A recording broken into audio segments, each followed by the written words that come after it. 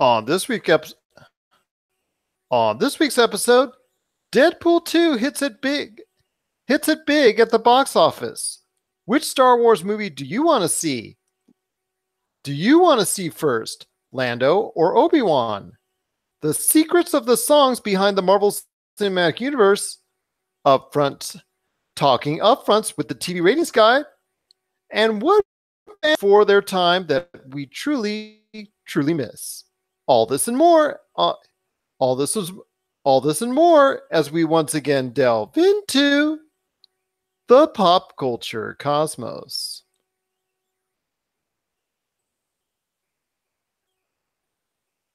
And we're back with another edition of the Pop Culture Cosmos. My name is Gerald from Pop Culture Cosmos and Game Source. We truly want to thank you for tuning in each and every week to our show, Culture Cosmos channel, and also wherever you hear us on one of our many online radio stations. But it wouldn't be a pop without my good friend. He is the man, the myth, the legend behind Humanica Media. You gotta check out all the great stuff that's going on there today at humanicamedia.com, and also as well Humanica Media on YouTube, and all their great podcasts on Podbean, Apple Podcasts, and so many other different outlets. It's my good friend. It is Mr. Josh Peterson. What's up, man? Hey, just wrapping up the weekend here. Did a little binging on Altered Carbon earlier. Pretty decent show. Ready to do a little podcasting. I'm glad you liked it a little bit more than I did. I couldn't get really through the second episode of it. Which is surprising because I am a huge Blade Runner fan, and it does have that influence there. But I just thought some of the writing was lax. What really actually made it for you as far as enjoying all the way through the series Altered Carbon on Netflix? I'm a huge fan of the theological themes that they had going on. So because I'm kind of right now doing a lot of research into religious stuff just to kind of get a little history there. But yeah, they had a lot of theological themes in the show, as in like how do we how do we vision God? Do we vision God as like a being floating in the sky? And if so, they basically turn these people who are able to live, these immortal upper class people, into gods. And it's kind of a, how does the modern man interpret what a god is? And that was fascinating to me. And Kovacs was an interesting character, and how you kind of had the he tragedy of the sister that like wouldn't stop going after him, so he had to well, I just probably just spoiled something for you, but no, Kovacs was an interesting character. You need to watch it to the end. It doesn't actually get good to like the third episode. And I stopped at the second. What do you know? I might have to go ahead on your recommendation, revisit Altered Carbon. And if you are out there are curious at all, you might want to give it a try because it's on Netflix. I know a lot of you have it out there. If you love those streaming options, watch it today, binge it, see what you think, and let us know at popculturecosmos@yahoo.com, and tell us if you like Altered Carbon on Netflix. Definitely a series worth watching. But we're going to have a great show, got a stacked list of guests coming out here for you. Rob McCallum, of course. He not only is really set and focused on trying to get Galaxy Hope home on Kickstarter, but he's going to do a lot more. He's going to be talking with me today about what he likes as a solid. Which would he like first, Land, Obi-Wan? I know both have been talked about, both have been heavily rumored, and some may be actually in that production. So which would you like first? He lets us know his thoughts, as do I, and that's coming up in the Cosmic Crossfire. Also as well, we've got Jessica Boggs and one of their main commenters on their comment for TV ratings guide. They're going to be talking some of the happenings for ABC and NBC on the upfronts that were just announced this past week. Plus, also as well, we've got Hunter Ferris of the Song Appeal podcast. He's going to be stopping by talking about some the songs that we know also well, the themes and the scores behind films so far in the Marvel Cinematic Universe. But furthermore, it big over Avengers Infinity War. Deadpool 2 did come out to theaters. It came out very strong. Record record Friday night and a record Friday for an R-rated open, kind of leveled off just a little bit, just enough to actually fall just short of the original's 132 million opening. It fell to still very 120, very very strong, $300 million worldwide at the box office for an opening. That's a very good sign for Deadpool because it doesn't play the content involved. So I ask you, Josh, that kind of, there's plenty of life left in the Deadpool series. What does this mean now for Deadpool and going forward for Marvel if it does come to fruition that they should join up with Disney and a possible Disney Fox property merger?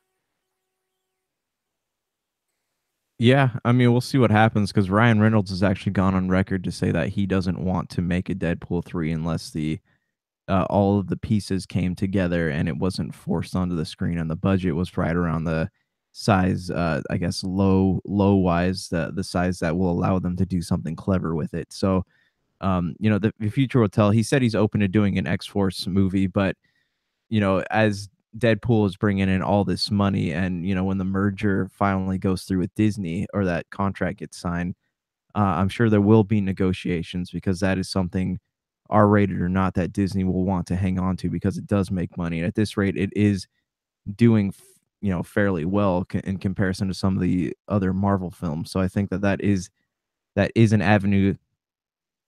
Hold on, sorry, one second.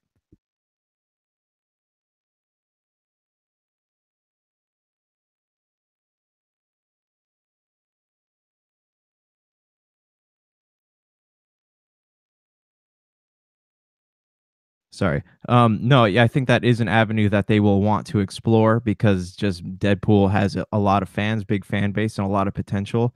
Especially like he's probably one of the only characters that can transition easily into the Marvel universe. And he could even be the key to making it all happen just with a few lines of dialogue and then a little fourth wall breaking, and then that's that. But I don't know. What do you think? Actually, a good sign that it is doing so well. I know a lot of people were thinking that it would first the the fact that it went right around what the original did is a great sign that there's still plenty of life in the Deadpool universe. An X-Force movie would actually be a kind of a cool movie. Obviously, would be a lot funnier and a lot more entertaining than what maybe X-Men can do. Also, maybe that's the way that Fox can get one last really nice chunk of change before either Comcast or Disney. I will say this, that if he does go into the Marvel Cinematic Universe of some type, if there is if the Disney Fox to completion and he becomes a part of the Marvel Cinematic Universe in some form or fashion, I don't know, him being in there would probably ruin it because of the fact that they're so serious and he's like you said, it's a lot of fourth wall breaking there. I would like to see him in little short bursts as far as maybe a little bit snippet here, a little bit snippet there, but see in the future come out because there's still a lot of life left in the series. Yeah, but I mean, if the writing is good, they will find a way to merge him in there easily, whether it's having him team up with like Thor and Hulk, or what's the blue guy's name in Ragnarok? Oh shoot, I can't remember. But yeah, there are characters out there that could team up with Deadpool and it could be funny and he would get along pretty well with. So time will tell. Deadpool is a very light character, and Disney would be foolish to get rid of it or dumb down the the NSFW parts of Deadpool. So I'm just as curious as you are because I know that Bob Iger came out and said that they wouldn't be dumbing down the what Deadpool is. So that'll be a we'll have to wait and see. Like I said, in short bursts, together with some of the other members of the Marvel Cinematic Universe, if they were to do it, next time around, that they do an Avengers movie outside of obviously the one that they're coming up with now.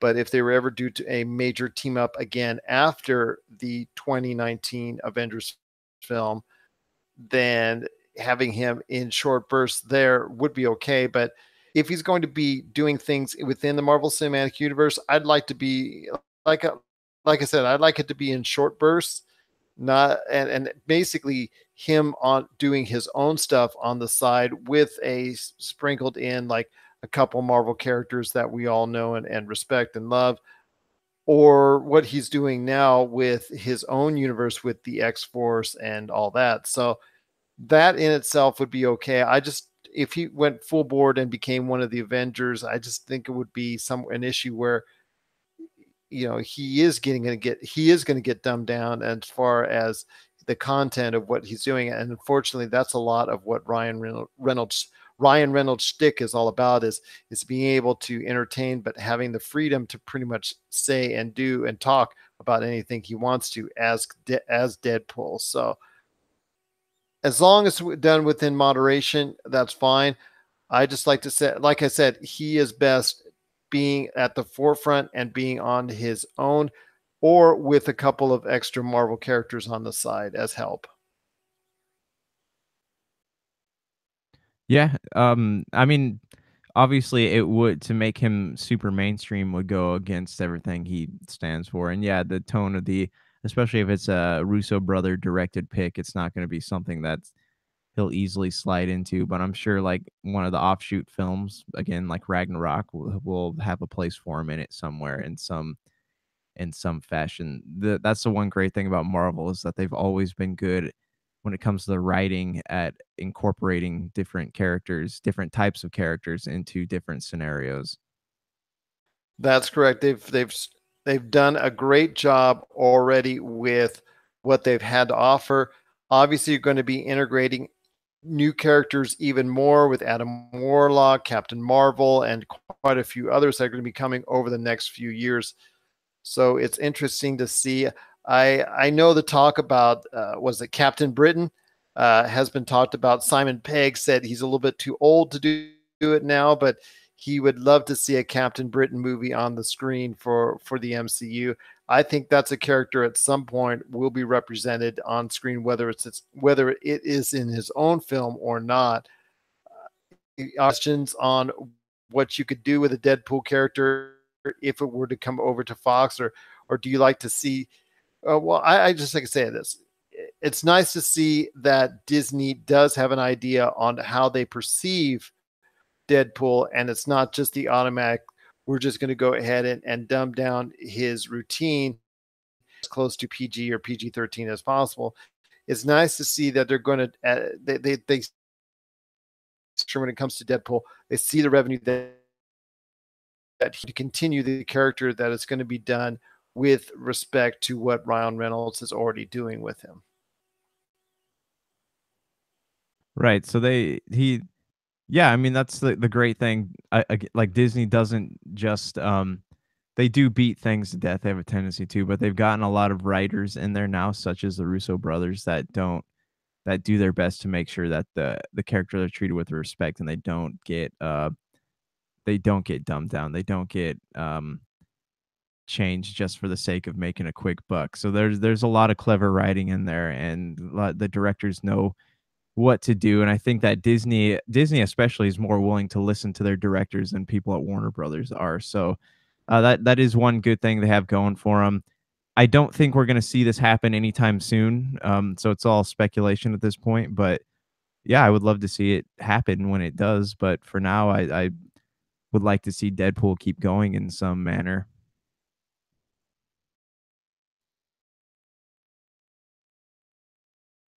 Good as well. is something that definitely looks like to me something that should continue to happen, whether or not it stays, or not Deadpool stays with Fox, or whether he does either Comcast or a Disney partnership with Marvel. Um, and then Disney partnership with Marvel. So once again, big money for Deadpool 2 this weekend, 125 million domestically at the box office. Another big win for Deadpool, and another reason why that still remains very high on the list of money-making Marvel heroes. What are your thoughts on Deadpool 2? Did you go see it this weekend? Are you going to be in line pretty soon to go check it out? Is it something that you've been waiting for, and are you excited that it's doing very well at the box office? What kind of legs do you think it's going to have? Do you think it's going to be something that's going to be around for a little while and for several weeks to come at the box office? Or with all the big heavy hitters coming right after it, do you think it's going to see a sharp decline and be something that does very well on home video when it comes out? Share us your thoughts, popculturecosmos@yahoo.com. Also as well, Pop Culture Cosmos, Humanity Media, and Game Source on Facebook and Twitter as well. Well, like I said, we've got a great show we have for you today. We've got Rob McCallum standing by in the Cosmic Crossfire. He and I are going to decide which we want to see first, Lando or Obi-Wan in their own movie. Also as well, we've got Hunter Ferris from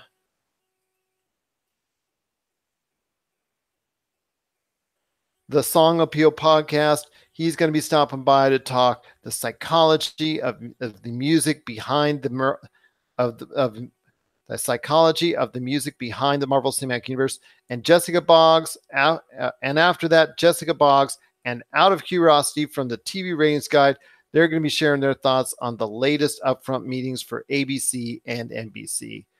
All this and a lot more, including at the end, Josh and I are going to return with our thoughts on bands and music artists that we felt left too soon from the music scene, and some ones that really hit home for us. So we're going to be talking about that, and I hope you're going to be able to enjoy our show today. Definitely glad that we could put it on here for you. But it all starts off with my good friend. It is Rob McCallum coming up next. This is the Pop Culture Cosmos. Coming up right after the break, we've got Hunter Ferris from the Song Appeal podcast. He's going to be sharing his thoughts on the psychology behind the songs and the scores of the Marvel Cinematic Universe. This is the Pop Culture Cosmos. And we've got next Jessica Boggs and Out of Curiosity from the TV Ratings Guide, updating you on what went on with the upfronts for ABC and NBC. This is the Pop Culture Cosmos. And when we come back, we're going to close out the show with Josh and I and our thoughts on what music artists that we felt left the music scene way too soon. This is the Pop Culture Cosmos.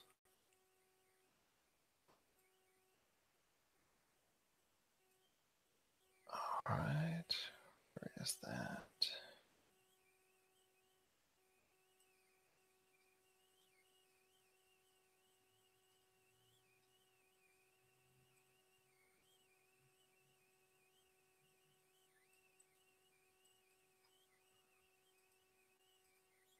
And we're back with the Pop Culture Cosmos. We're back to close out the Pop Culture Cosmos. This is Gerald Glassford, along with my good friend Josh Peterson. We're here to close out the show, and we do thank you so much for listening to us each and every week on our programs.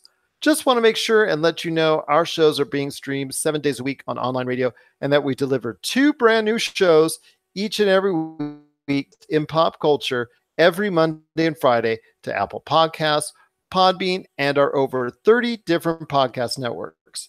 Just subscribe to any one of them on the Pop Culture Cosmos channel to get all the great stuff, including a lot of extra shows that we throw on there for you, or just check out the Pop Culture Cosmos Facebook page for our entire radio schedule and a list of those podcast networks. Don't forget, one of our great sponsors, Wheelie Q Barbie. Whether you want, if you're looking for a great way to flavor your whether it's hot dogs, hamburgers, ribs, chicken, whatever, nothing goes better than Wheelie QBQ sauce, rubs, and seasonings. And if you head on over to wheelieq.com and you go ahead and you use the code POD1, that's POD1, you can go ahead. That's right. Just go to, when you buy something from wheelieq.com, you just put this code in at checkout, POD1, that's POD1 at checkout, and you get 15% off your order from our good friends at wheelieq.com. Josh, before we head on out, it's been a great, my friend, to ask you. We were on this music scene. We talked about on our last episode, artists or bands or something that's really hit you within the music scene about maybe an artist or a band or bands, it could be more than one, that have left in your eyes a little bit too soon. Okay, as I was saying before we went on the air here, a lot of the bands that I like, they did break up and they got back together. Like, I'm a huge fan of like Thrice and Hope's Fall, who I had the pleasure of interviewing. They broke up, just because it wasn't any time with their families and Again, whatnot. because I don't think it came through. Yeah. Okay. Yeah, as I mentioned before the show, a lot of the bands that I like are back together. So they broke up for a bit and they came back to. Are you hearing me? Is that coming through? Try one more time. I'm sorry. Okay. As I mentioned before, a lot of the bands that I like, they broke up and then they got back together. Thrice, Hope's Fall, who I had the pleasure of interviewing, they're back together after spending some time with their families. There's a few bands here that I did really like as a teenager, and they kind of disappeared too soon. At the top of the list here, I got a British metalcore band called An Ocean Between Us, and they had a 5-song EP that came out called I forget what it's called, but it was really good, and the singer had an amazing voice, and then they broke up and he went on to do some like classic rock sounding things, which is popular over there. But I was always disappointed that I didn't get to hear anything else from them. Another one I have is called The Dream, The Chase, and they are, you probably know the lead singer of this band is now in a band called Young Lions, which gets a lot of play on, they used to get played on K-Rock a lot down here, but they were also a screamo band, and they had a 5-song EP, did really well. Then the band just couldn't function together, so they broke up. Each went their different. Each of the people in the band have their own projects now. Last on the list here, I got My Chemical Romance. So this is probably one that a lot of people have heard of, and they were really on top of their game for a long time, built up a huge fan base, and then their last album, they got a little too experimental, and then it just wasn't as good. It's called like The Life of the Killjoys or something like that, and then it just was not as good as their like the Black Parade blew up. It completely blew up. It's played on the radio constantly. There's so many different renditions of it. It was one of the most covered songs on the internet. And then I just think they reached a point where they got so big that they could not top that. So what else do you do? They tried to come out with their experimental Life of the Killjoys album, didn't do as well, didn't do anywhere near as well. And then they all went their separate ways. Gerard Way now has his own musical projects. One's like an 80s pop band that he does. And he also writes the comic book The Umbrella Academy, which is just got adapted into an anime series for Netflix, so you can be on the lookout for that. But yeah, they were definitely a band I wish I could see more of, and I hope that maybe they'll come back to a little reunion tour. Who knows? Maybe give us a new album. But then you have bands like Rage Against the Machine, same thing. They hit Battle Los Angeles was like a huge Grammy winning album, and they came out with what Renegades after that, and it just could never meet the success of their last CD, and they kept doing they did a couple reunion shows, but they just never wrote anything again because nothing really they were never able to top that fame ever again. What about you though? Killing in the Name of is still a great song that gets played all the time and deservedly so. So I I couldn't agree with you more on that. That was a great list. I know Rob McCallum would tell you, Kitty, the subject of one of his latest documentaries, Origins and Evolutions. They have talked about getting back together, but at this point in time, they are not together. So I know he would go with them. For me, obviously this goes way back, even before my time. But the Beatles, obviously, they broke up too soon, and yes, I know they've done many projects with and without each other that have been very successful as solo artists, as with other groups and whatnot. But still, seeing their magic with the Beatles ended way too prematurely. I know that everybody that loves the Beatles or even likes the Beatles or knows the Beatles know that that happened. So it was a shame to see them break up way before their time should have. But one group that I think probably broke up way too soon. They broke up at the height of their popularity and broke up because of all the wrong reasons, because of interpersonal squabbling between brothers and just basically ill will towards each other, to the point where, my gosh, these siblings, I don't think they, even to this day, they still talk to each other, but that I'm not 100% sure of. But Oasis with Liam and with the Gallagher brothers. Those two made such great music together. Oasis, they were killing it in the 90s, and really it looked like they were going to become one of the dominant bands of the earlier part of this century, and could still have been something great today. I know if you listen to I know if you listen, I think it's Liam, who always thought very highly of himself as far as an artist is concerned. Yeah, that definitely was something. But their music really struck gold for a short period of time. They were on top of the world, and because, like I said, of interpersonal squabbling between siblings, they just broke up way too long, way too soon before their time. And I know that people, that fans out there have asked for decades now for them to get back together, and they've been resisted. Almost saying to the fact, paraphrasing here, that they'd rather die than get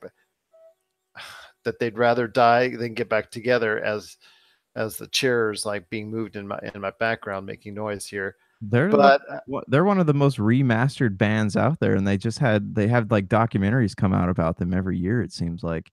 exactly, and Bittersweet Symphony is still played so much to this day, and they were a group that really scored it big on the charts. And just, it's that old rock story where they get the big fame of fame, and they unbelievable, and the fall is just the fall of falls. It's just one of those great rock stories that we've seen so many times, where they they reach a height that very few have reached. They just get into the excesses of rock and roll, and it costs them. And this time it was just all about egos, instead, not necessarily drugs or significant others or anything of that nature. It was just all about egos, man. And unfortunately, it was to their undoing. Did you ever listen to Chevelle? Yes, not too much, but yes, I did. So they were three brothers in the same band, and then the one of the brothers got I guess, too big for himself, and he caused the band to almost split up. So the singer and the drummer stayed together, and they wrote an album called Vina Sera, which had a new bass player on it. But that whole album was just the lead singer bashing on his brother for trying to take all the legal rights from them for their music. They're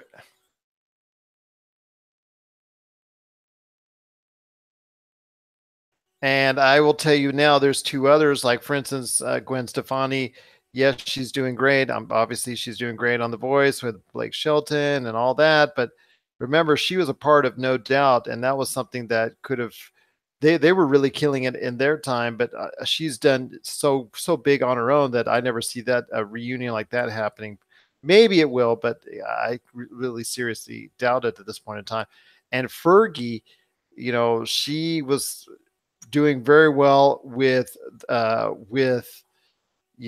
great band as far as when she was doing so well with her life as the part of the Black Eyed Peas, and they were making such great music, and they all split up, tried to do their own thing, and they were all doing okay for a while when they were on their own, but all of them have really just hit levels of insignificance, so to speak, for lack of a better term. And they're a group that I think broke up well before its time as well. So there's a lot of bands like that over the years that just through egos, through various things, various infighting, have broken up, and it's been to their detriment, but it's also been to the music fans' detriment as well.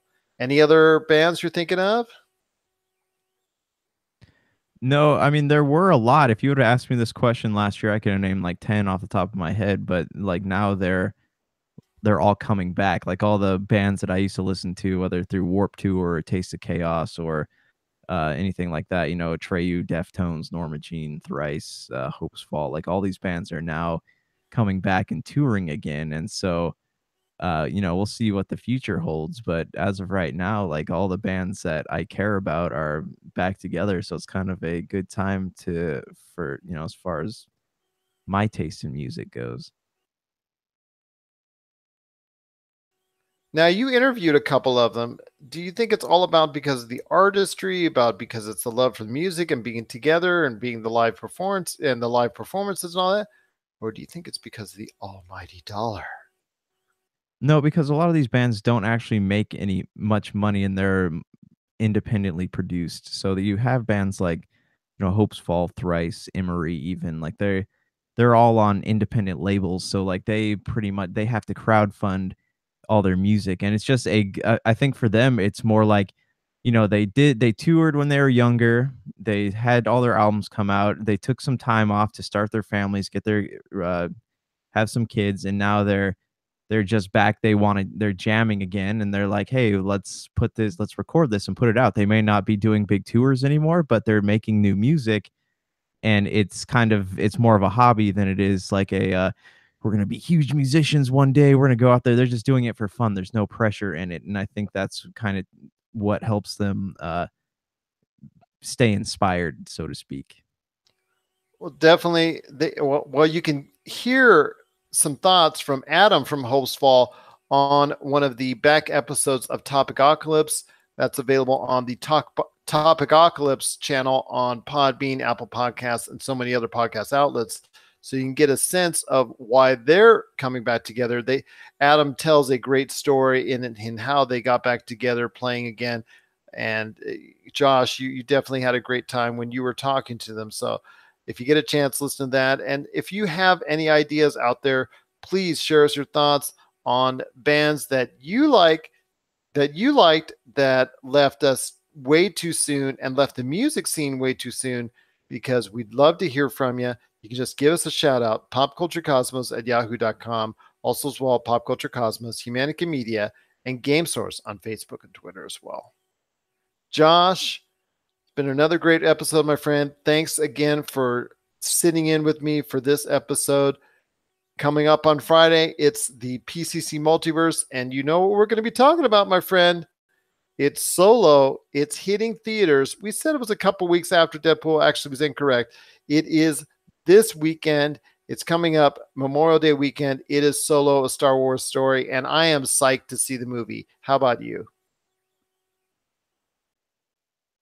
Yeah, I'm even more excited about the news of a possible Obi-Wan movie. So that's it's not officially announced, but sounds like we might finally get our wish to see what old Obi-Wan was up to. I know that's really of excitement to you. It is to me. It is to me as well. But I'd kind of like to see Lando even more, especially after all the good things I'm hearing about Donald Glover's performance. I'd love to see a movie with him, just taking that Lando Calrissian character even farther than we've ever seen before. but Obi-Wan and Ian McGregor playing that role again would be a treat for Star Wars fans indeed. And hopefully it will do as well if both, one or both, come out as Solo, hopefully will do this weekend and going forward as well. So for Josh Peterson, this is Gerald Glassford. It's another beautiful day in paradise right here in the pop culture cosmos. We thank you for listening. And here's hoping you have yourself a great